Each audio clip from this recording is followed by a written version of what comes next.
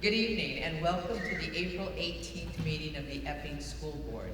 Would you all please stand and join me in reciting our pledge?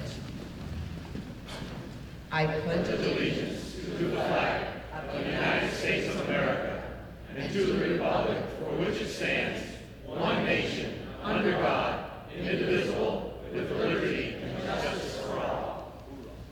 Thank you, and you may be seated. Thank you very much. It's nice to have people at our board meetings. We generally don't get this many, so it's nice to have all new faces. We'd like to start this evening with a guest who asked to speak, and that's Mrs. MacKenzie. If you'd please come to the mic at this time, we would very much like to hear what you have to say.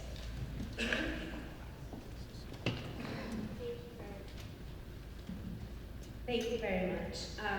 I would actually like to ask permission to speak from that podium so that I don't have my back to it.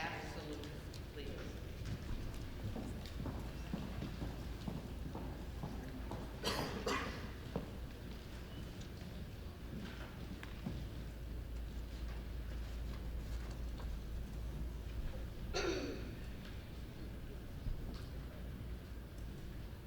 Good evening, members of the school board and members of the community. My name is Rose MacKenzie. My husband Jason and I have two daughters that attend the Epping school system, Giada, who is in 6th grade, and Ciretta, who is a freshman. My purpose here tonight is to address our situation over the last 2 weeks. Although I know members of the community have had their own experiences, I want to be clear that my statement applies to our situation only, as well as what we would like to see come out of it. I would ask each of you tonight to keep 3 concepts in mind: civility, tolerance, and respect. In my opinion, these concepts are becoming dangerously close to extinction. I'm sure we could all give reasons for this, including but not limited to agenda-driven news stations and social media, both of which promote keyboard courage and the mob mentality. No matter what the reasons are, though, it is a disease that is slowly destroying communities across our nation, and now it's hit our community. As part of Spirit Month at the high school, April 8th was America Monday. My daughter's Trump shirt was brought to Principal Ernest's attention as a concern.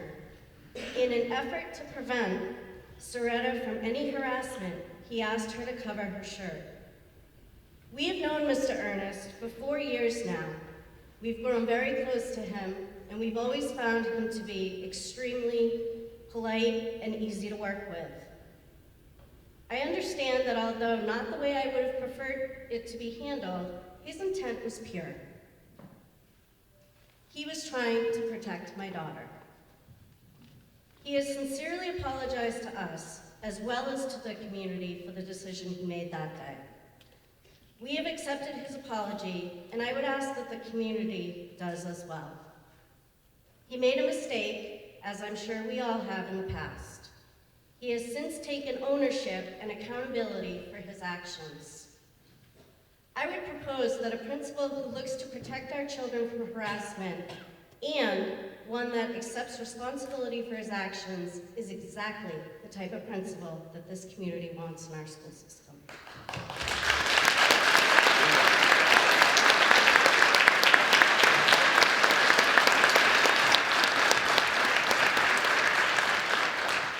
Thank you.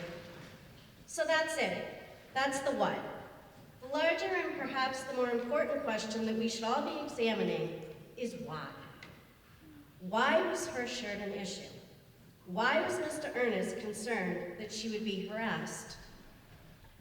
Over the last week or so, I have been appalled at some of the comments that I've read and or heard. I've literally watched as adults have called each other bigots and snowflakes. Why?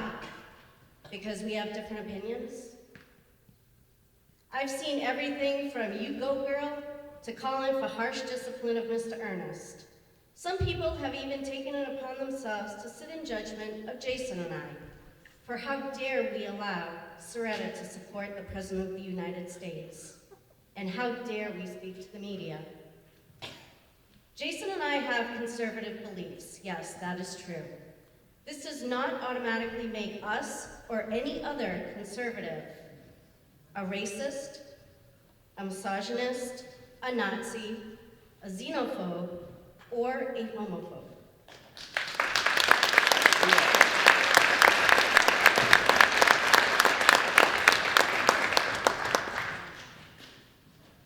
If you ask Ciretta why she supports President Trump, she could give reasons, solid reasons. Perhaps the first one is because, frankly, when you're on a plane, you support the pilot. Regarding the media, we had one of two choices. We could do our best to control the message that was going out, or we could let the rumors fly. Either way, the media was going to be involved in this. So what do we do now? Does taking America Day away teach tolerance? Is a stricter dress code policy going to promote respect? Is removing all politics from school going to promote civility? No, they're not. Those are all Band-Aids. This is our opportunity as a community to initiate change and set an example. No one should be afraid to show their support for the duly elected president, but the fact is, many are. Hopefully, through the media coverage and through people talking, other schools and campuses can learn from us. I'm told that the district is performing a climate and culture survey so that areas of improvement can be identified.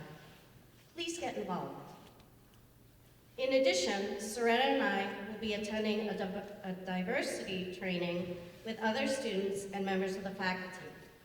We hope to obtain some tools that encourage difficult but healthy, respectful conversations in the classroom. In addition, we would like to see an initiative where nonpartisan politics are being taught.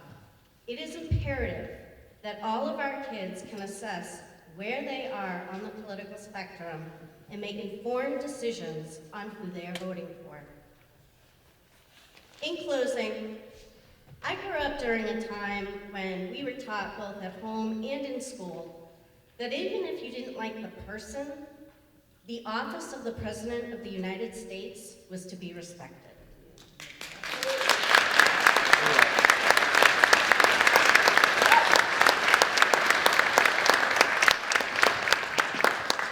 Tolerance of opinions different from our own were one of the many things that made America the greatest place on earth to live. We were encouraged to treat each other with civility, even when debating the most sensitive subjects.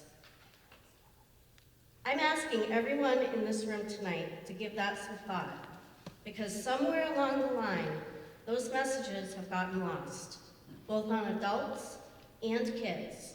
For if they hadn't, I wouldn't be standing before you tonight. Thank you.